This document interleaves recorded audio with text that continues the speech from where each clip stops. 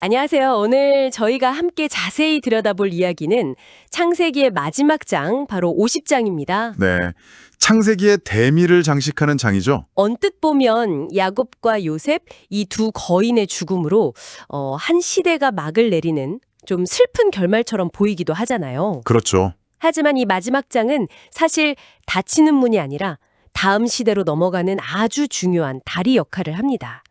슬픔과 두려움, 또 이걸 뛰어넘는 용서와 희망이 어떻게 뒤엉켜 있는지 지금부터 한번 깊이 파헤쳐 보겠습니다. 맞습니다.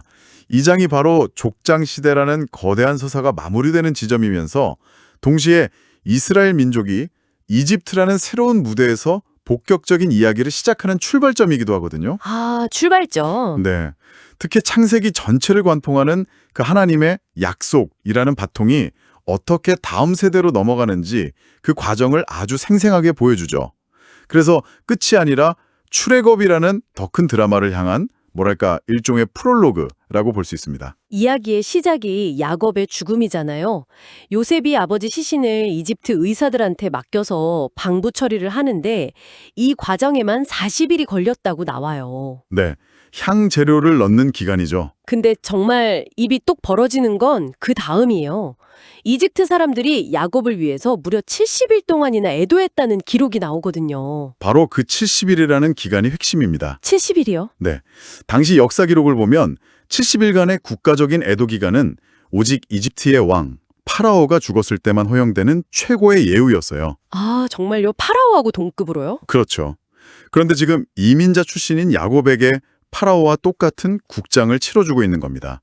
이건 단순히 총리인 요셉의 권력이 막강했다 이걸 넘어서는 거죠. 야곱과 그의 가문을 얼마나 존중하고 있었는지를 보여주는 아주 상징적인 장면인 거예요. 잠깐만요. 70일이면 거의 2달 반인데 한 나라 전체가 이민자 가족의 어른을 위해 2달 넘게 슬퍼했다니 이건 정말 스케일이 다르네요. 네, 개인적인 가족사가 아니라 이미 국제적인 사건이 된 거죠. 그러고 보니 장례 행렬의 규모도 상상을 초월하더라고요. 성경 구절을 보면 바로의 모든 신하와 바로궁의 장로들과 애굽 땅의 모든 장로, 심지어 병거와 기병이 요셉을 따라 올라가니 그때가 심히 컸더라. 네, 심히 컸더라. 이건 그냥 장례 행렬이 아니라 거의 군사 퍼레이드 수준 아닌가요? 네, 맞아요. 정확히 보셨어요. 그래서 많은 학자들이 이 장례 행렬을 그냥 장례식으로만 보지 않습니다. 아, 그런가요? 이건 이집트의 공식적인 군사적 호의를 받으면서 약속의 땅 가나안으로 향하는 일종의 예행 연습이라는 해석이 많아요. 예행 연습이요? 네, 수백 년 뒤에 이스라엘 백성 전체가 이집트를 탈출해서 가나안으로 향하게 될 출애굽이라는 거대한 사건이 있잖아요. 아, 네네. 그것의 축소판 혹은 미리 보기 버전이었다는 겁니다. 와, 출애굽의 예고편이라니. 그렇게 생각하니까 이 장면이 완전히 다르게 보이네요. 슬픈 장례식이 아니라 미래에 일어날 가장 큰 사건에 대한 복선이었군요. 그렇죠. 한편으로는 이런 생각도 들어요. 이게 어쩌면 요셉이 가나안 땅의 원주민들에게 보내는 일종의 정치적인 메시지는 아니었을까요? 정치적인 메시지요? 네. 이집트의 막강한 군사력을 배경에 얻고 우리가 바로 이 땅의 미래 주인이다 라는 걸 과시하는 뭐랄까 일종의 무력 시위처럼요. 그거 아주 흥미로운 관점인데요. 충분히 그렇게 해석할 수 있습니다. 출애굽의 영적인 예행 연습인 동시에 아주 현실적인 정치적 선포이기도 했다는 거죠. 아, 두 가지가 다 가능하군요. 네, 이 두 해석은 충돌하는 게 아니라 오히려 서로를 보완해 줍니다. 실제로 그 어마어마한 행렬을 본 가나안 원주민들이 충격을 받아서 그 땅 이름을 아벨미스라임, 즉 이집트 사람의 큰 슬픔이라고 불렀으니까요. 아, 그게 그 뜻이었군요. 네, 그들에겐 이 사건이 요셉 가문이 이집트의 공식적인 후원을 받는 세력이다. 이걸 각인시킨 결정적인 계기가 됐을 겁니다. 그렇게 성대한 장례식으로 아버지에 대한 예우를 다 보여줬는데 막상 집으로 돌아오니 분위기가 완전히 달라지죠. 네, 급변하죠. 그 거대한 행사 뒤에 가려져 있던 가족 내부의 오래된 불안감이 수면 위로 떠오르기 시작합니다. 아버지가 돌아가시자마자 형제들이 극도의 두려움에 빠져요. 요셉이 이제 우리를 미워해서 네, 우리가 예전에 저지른 모든 악을 다 갚을 거다 하면서요. 여기서 수십 년이 지났는데도 여전히 죄책감에서 벗어나지 못한 형제들의 심리가 정말 적나라하게 드러나는 거죠. 그러게요. 그들은 요셉의 용서를 온전히 믿지 못했던 거예요. 그동안 아버지 야곱이 살아있다는 사실이 일종의 인간적인 안전장치, 보호막 역할을 해주고 있다고 생각한 겁니다. 아, 보호막? 네, 그 보호막이 사라지니까 억눌려 있던 두려움이 한꺼번에 터져나온 거죠. 그래서 그들이 생각해낸 방법이 참 뭐랄까 안쓰럽기까지 해요.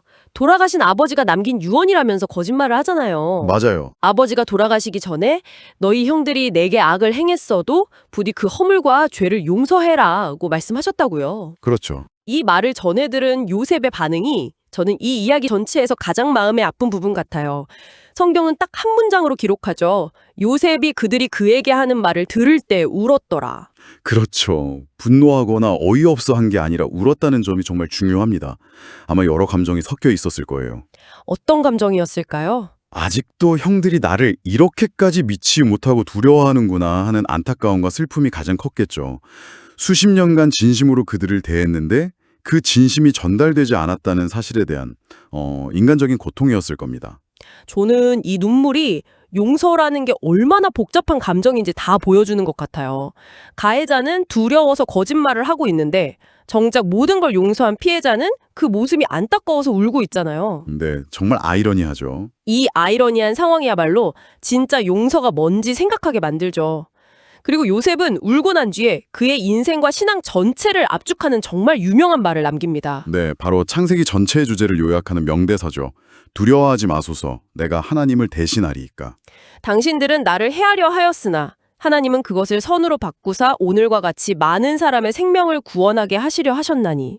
이 말은 단순히 괜찮아 용서할게 이 차원을 완전히 뛰어넘습니다. 네, 그렇죠. 일어났던 모든 사건에 대한 해석의 틀 그 자체를 바꿔버리는 선언이죠.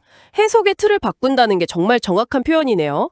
당신들이 한 행동은 분명히 악한 의도였지만 그 악한 행동조차 사용해서 하나님은 더 큰 선을 이루셨다는 거잖아요. 바로 그거죠. 이건 자신의 상처나 고통을 완전히 다른 차원에서 바라보는 건데 보통 사람은 정말 하기 힘든 생각 같아요. 맞습니다. 이건 뭐 긍정적으로 생각하자 이런 식의 자기 위안이 아니에요. 인간의 악한 의도와 실패마저도 당신의 거대한 계획 안에서 선한 결과를 만드는 도구로 사용하시는 하나님의 주권을 인정하는 아주 성숙한 신앙 고백입니다. 내가 감히 어떻게 하나님을 대신해서 당신들을 심판하겠는가? 이 말로 자신을 복수나 심판의 자리에서 스스로 내려오는 거죠. 그리고 요셉은 여기서 그치지 않습니다. 맞아요. 그 뒤에 한 말이 정말 중요하죠. 이제 두려워하지 마소서. 내가 당신들과 당신들의 자녀를 기르리리라. 네, 그리고는 간곡한 말로 그들을 위로하였더라라고 덧붙여져 있어요. 이게 진짜 용서의 완성인 것 같아요. 말로만 끝나는 게 아니라 앞으로의 삶을 구체적으로 책임지겠다는 약속과 따뜻한 위로까지 이어지는 거예요. 바로 그겁니다. 진정한 용서는 과거의 빚을 탕감해 주는 데서 끝나지 않아요. 미래의 관계를 함께 만들어가겠다는 약속으로 이어지는 거죠. 관계를 끊어내는 게 아니라 오히려 더 적극적으로 끌어안고 책임지는 방향으로 나아가는 겁니다. 우리는 여전히 한 가족이라는 걸 다시 확인시켜 준 거네요. 그렇죠. 그리고 시간은 흘러서 이 위대한 인물 요셉도 100세의 나이로 죽음을 맞이합니다. 이집트에서 최고의 권력을 누렸고 손자의 손자, 그러니까 증손자까지 보면서 평안한 노년을 보냈죠. 네, 성공적인 인생이었죠. 노구보다 화려한 인생이었는데 그의 마지막 유언은 자신의 영광에 대한 이야기가 아니었습니다. 그렇죠.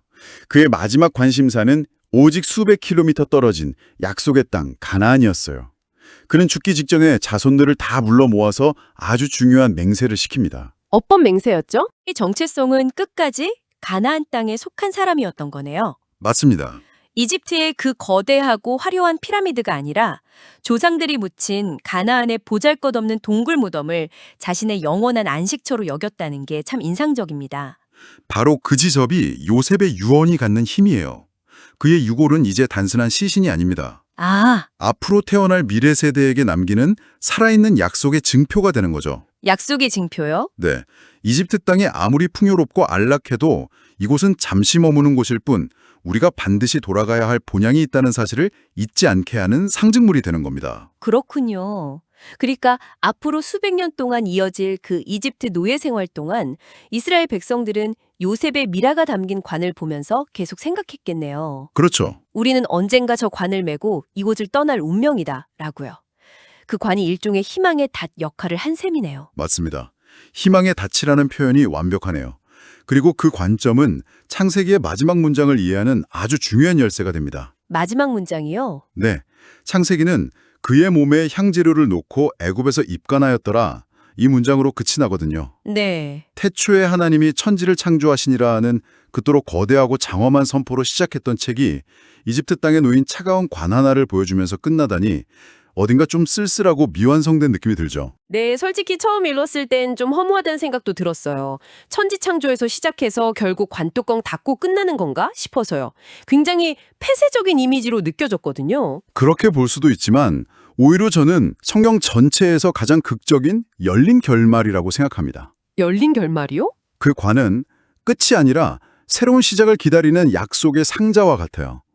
당장은 이스라엘 민족 전체가 이집트라는 거대한 관 속에 갇힌 것처럼 보이지만 그 안에는 반드시 이루어질 하나님의 약속에 대한 믿음이 담겨 있기 때문이죠. 아, 창세기는 이렇게 하나의 관을 클로즈업하면서 이 관이 다시 열리고 움직일 다음 이야기, 즉 출애굽기의 문을 활짝 열어놓고 막을 내리는 겁니다. 와, 세상에서 가장 희망적인 클리프행어네요. 바로 그렇죠. 오늘 저희는 창세기 50장을 통해 한 시대의 마무리와 새로운 시작을 함께 들여다봤습니다. 아버지의 장래를 통해 미래의 출애굽을 예고하고 또 형제들과의 관계 속에서는 복수를 넘어서는 성숙한 용서의 본질을 보여주었죠. 네, 그리고 자신의 죽음까지도요. 맞아요. 자신의 죽음마저 미래 세대를 위한 희망의 약속으로 남긴 요셉의 마지막 모습까지 정말 많은 생각을 하는 이야기였습니다. 마지막으로 당신이 한번 깊이 생각해 볼 만한 질문을 하나 남겨드리고 싶습니다. 네, 어떤 질문인가요? 요셉은 형제들에게 하나님께서 악을 선으로 바꾸셨다는 그 위대한 신앙 고백을 한 뒤에 성경은 그가 간곡한 말로 위로하였더라라고 기록합니다. 네, 간곡한 말로. 용서는 한 번의 선언으로 끝나지 않잖아요. 그 후에도 상처를 줬던 사람과 매일 얼굴을 보며 살아가야 하는 그 일상 속에서 완성되는 거죠. 그렇죠. 모든 권력을 쥔 요셉이 여전히 두려움에 떠는 형제들의 마음을 풀어주기 위해 건넸을 그 간곡한 위로의 말은 과연 어떤 내용이었을까요? 만약 당신이 요셉의 입장이었다면 어떤 말로 그들의 아물지 않은 상처와 죄책감을 어루만져 주었을지 한번 상상해 보시는 것도 이 이야기를 당신의 삶으로 가져오는 좋은 방법이 될 것 같습니다.